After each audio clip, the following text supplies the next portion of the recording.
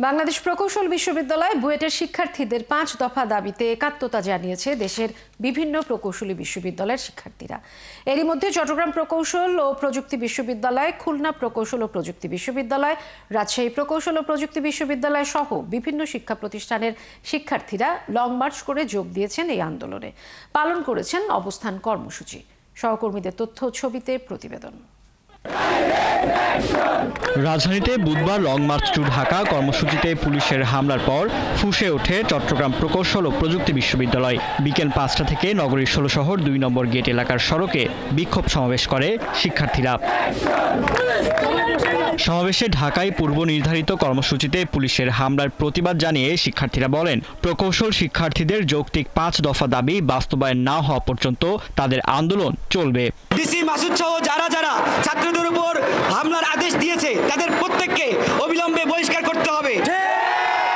ইন্টারিমের প্রতি আমাদের আহ্বান থাকবে যে তারা যাতে আমাদের দাবিগুলো অতি শীঘ্রই পূরণ করে নেয়। ইঞ্জিনিয়াররা তাদের মেধার মাধ্যমেই তাদের পদ পদবি অর্জন করতে হবে।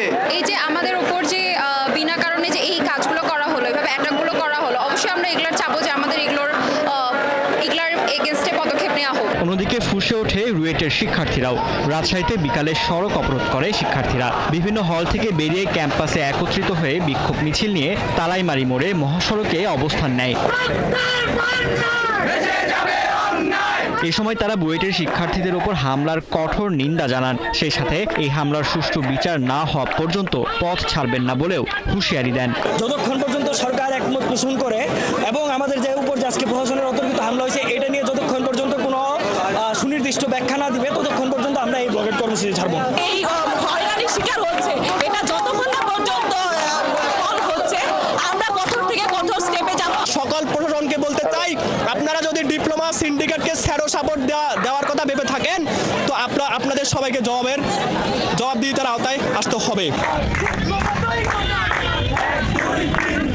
খুলনায় প্রতিবাদ কর্মসূচি পালন করেছে কুয়েটের শিক্ষার্থীরা। বিকাল 4টা থেকে 4:30 পর্যন্ত শিরোমণি সড়ক অবরোধ করে বিক্ষোভ করে তারা। এই সময় শিক্ষার্থীরা বলেন, কোনো কারণ ছাড়াই বুয়েটের শান্তিপূর্ণ কর্মসূচিতে হামলা চালানো হয়েছে। অবিলম্বে জড়িতদের দৃষ্টান্তমূলক শাস্তির দাবি জানান তারা।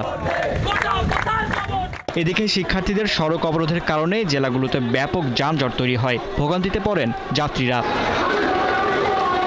ফারদিন নীরব, 71।